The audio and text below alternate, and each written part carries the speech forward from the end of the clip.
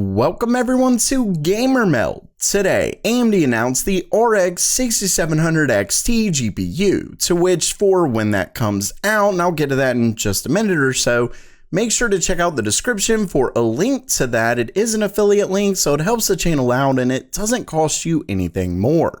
Anyway, with that out of the way, let's just get right to it. Starting things off, as you can see, well, you can't see right this second, but right here, the leaks were almost 100% accurate.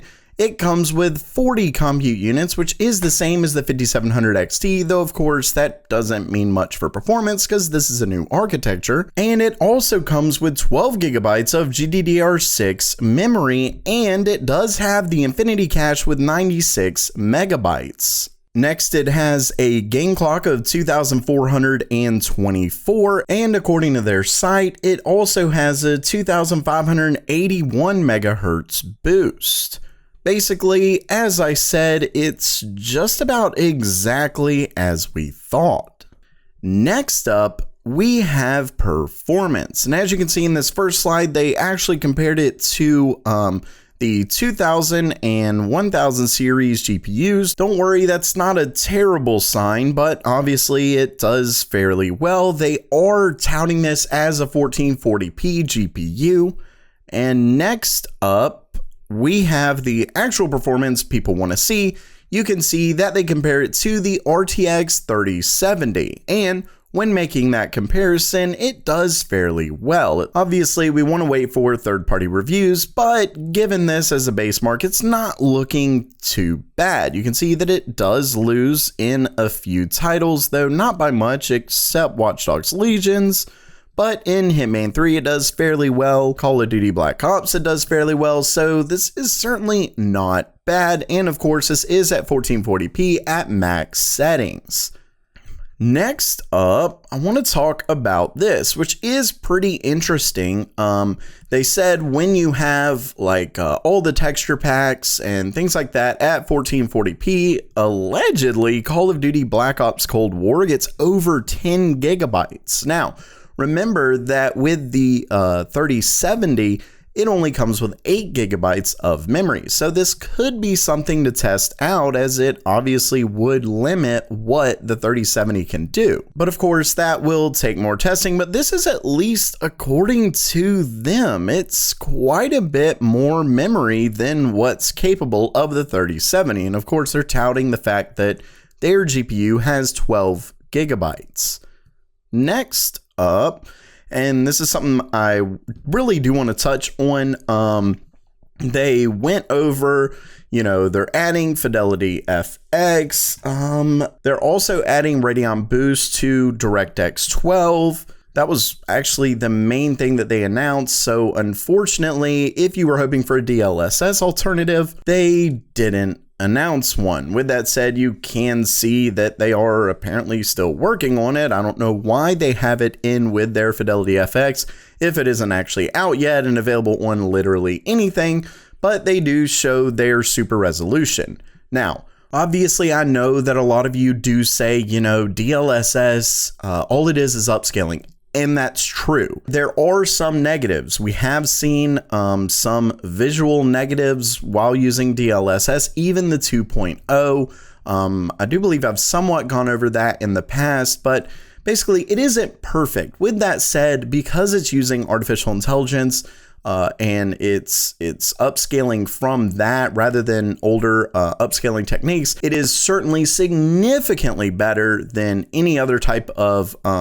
upscaling technique before it, but it is still technically upscaling, so it is not rendering it at the full 4K or, like in this case, 1440p. So that is still a negative. But if we're talking, I showed people with the 6900 XT in Minecraft, I believe it got something like, it was bad. It was in 20 something FPS or even lower. I actually think it got into the teens. So completely unplayable. Obviously, if we're comparing unplayable to at least somewhat playable, it's worth it. So there are certainly some upsides to running the DLSS tech.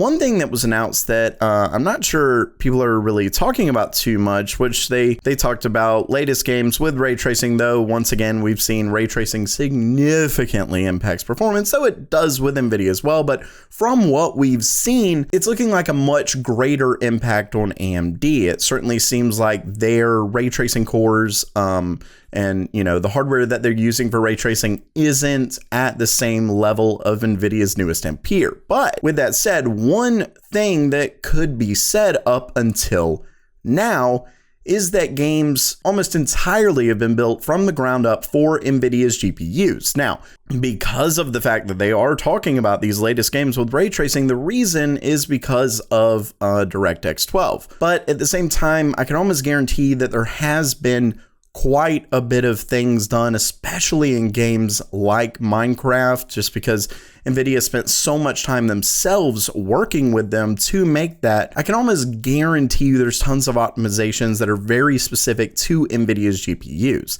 Now, well, I can't guarantee it. I say guarantee, but it's very likely. Let's put it that way. If Minecraft played on, NVIDIA's RTX 3080 at 10, 12, 15 frames per second, they obviously wouldn't have released it, and that may have been why NVIDIA was seemingly working so close with it. I mean, I remember at CES, it was NVIDIA's booth that had that game on display. Now, it wasn't out yet at the time, but very clearly NVIDIA's working with them. So, with that said, AMD announced that they are working with Capcom on the upcoming Resident Evil Village. So what that tells me is that this will be a game that we should really test AMD versus NVIDIA, that I do believe is going to show us what kind of difference there really is. Now, obviously it is made for AMD, so if NVIDIA does significantly worse, you could easily argue the exact same thing.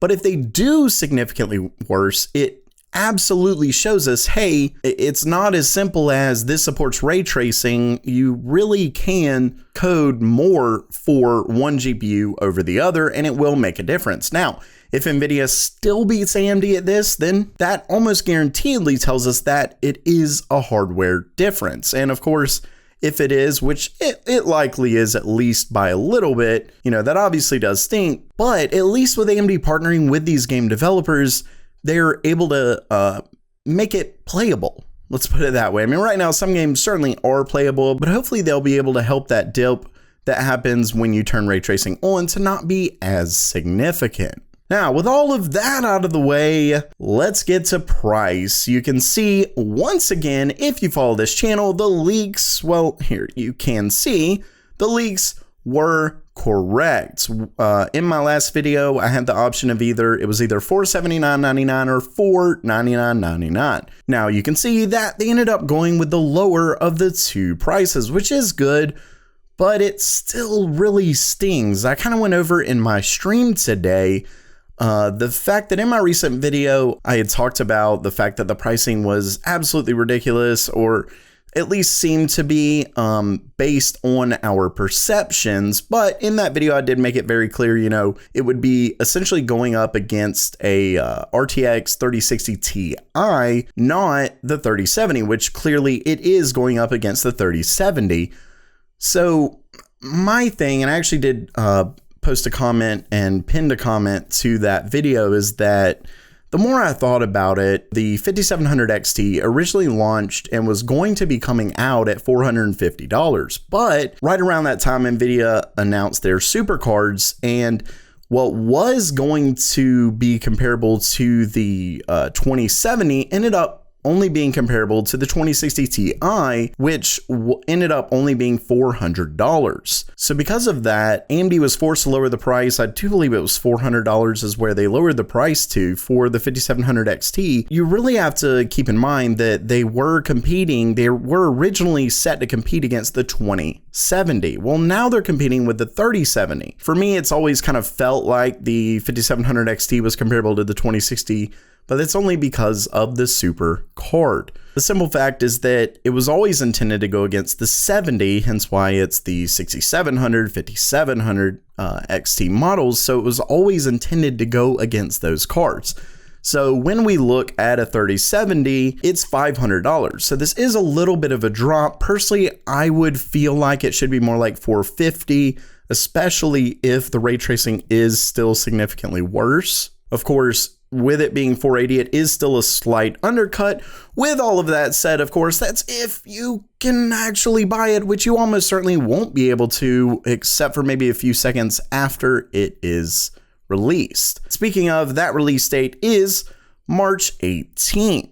So just a couple weeks from now, like I said, I do have a link in the description if you'd like to check that out. If you're interested in getting that when it does come out, please click on that. I mean, it really, you know, there's nothing extra. And even if you click on that and kind of go somewhere else, it still helps the channel out. But with all of that said, I really hope you liked the video. If you did, give it a thumbs up, leave a comment, and let me know what you think about that price. Should it have been $450? Should it have been $400? Because the simple fact is that when you go from $399, even though they obviously intended it to be $450, but when you go from $399 to $479, you know, $400, you know, that's an $80 jump, regardless of what you were comparing it to. When you look at last gen, it really hurts.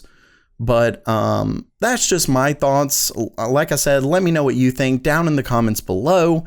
And if you liked the video, please subscribe. And as always, have a great day.